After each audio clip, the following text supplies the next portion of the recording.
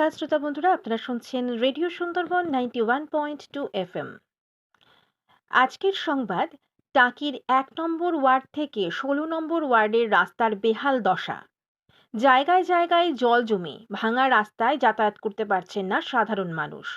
অভিযোগ উঠছে ১০ দিনের কাজ ১২৫ দিনের কাজ, জঙ্গল সাফাই, ড্রেন পরিষ্কারের কাজও পৌরসভা থেকে ঠিকভাবে হচ্ছে না। এই নিয়ে আজ পৌর প্রধানের কাছে ডেপুটেশন দিল বিজেপির কর্মকর্তারা। তারা দ্রুত রাস্তা সংস্কার এবং ১০০ দিনের কাজ চালু করার দাবি জানালো। পৌরসভার চেয়ারম্যান আশ্বাস দিয়েছেন খুব দ্রুত কাজগুলো শুরু হবে এবং রাস্তাঘাট ঠিক করা হবে। এখন দেখার আশ্বাস কতটা বাস্তবে রূপায়িত হয়। আপনারা শুনছেন রেডিও সুন্দরবন 91.2 FM। উদ্দেশ্য ডেপুটেশন, টাকি পৌরসভার তো অচল অবস্থা চলছে। চোরগুলো পালিয়েছে, যে চোর কাউন্সিলর বোধ ৮টা-১০টা পালিয়েছে, কোনোটা পদত্যাগ করেছে, কাজকর্ম হচ্ছে না, বেহাল দশা রাস্তাঘাটের। যে পরিস্থিতিতে মানুষ টাকিতে ঢুকতেও সাহস পাচ্ছে না, এটা একটা পর্যটনের জায়গা, সেই জায়গায় মানুষ আর আসছেই না, রাস্তাঘাট কিচ্ছু নেই। সেই বিভিন্ন কারণে এসেছিলাম, জল জমছে, জল জঙ্গল, রাস্তার ধার পরিষ্কার হচ্ছে না। তারপরে এই যে অবৈধ গেস্ট হাউসগুলো ভাঙার কাজ ধিমে তালে চলছে, যেগুলো পৌরসভার চেয়ারম্যানের নামে বদনাম দিচ্ছে যে ঢিলে তালে চলছে, কারণ তারা একটু অন্য জায়গা থেকে স্টে অর্ডার নিয়ে আসে। এই ধরনের প্রতিবাদে আমরা এসেছিলাম জানাতে যে এইগুলো দ্রুত করতে হবে। পৌরপ্রধান কি বললেন?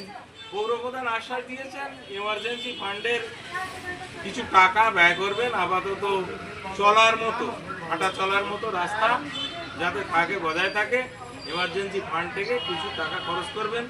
আর ওইটা যেটা ভাঙার কথা, মেনলি এটা ভাঙার কথা বলছে, একটা গ্রুপ চলছে ভাঙা, আর কয়েকটা ভাঙা চলছে অর্ডারে। আর রিমাইন্ডার দেওয়ার ফলে কিছু কিছু গেস্ট হাউসের মালিক তারা নিজেরা ভেঙে নিচ্ছে, আর কিছু কিছু এখন ওই অচল অবস্থার মতো আছে, রিমাইন্ডার দেবে। রিমাইন্ডার দিলে তারপরে যদি অমান্য করে তখন পৌরসভা ব্যবস্থা নেবে। আপনার নাম? আমার নাম আশুতোষ সরকার। আজকে মূলত আমরা পৌরসভার চেয়ারম্যানের কাছে এসেছিলাম। আমাদের মণ্ডল সভাপতি, আমাদের দুই কাউন্সিলর, দলীয় কাউন্সিলর, আমরা যারা আছে আমরা এসেছিলাম সবাইকে নিয়ে।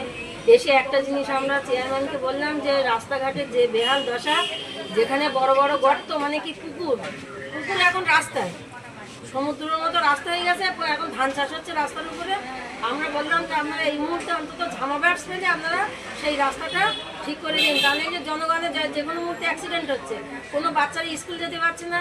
একটা টাকি পর্যটন কেন্দ্র, সেখানে কোনো পর্যটনে কোনো আসছে, মানুষজন আসছে না, এইভাবে চলছে, যার জন্য আমরা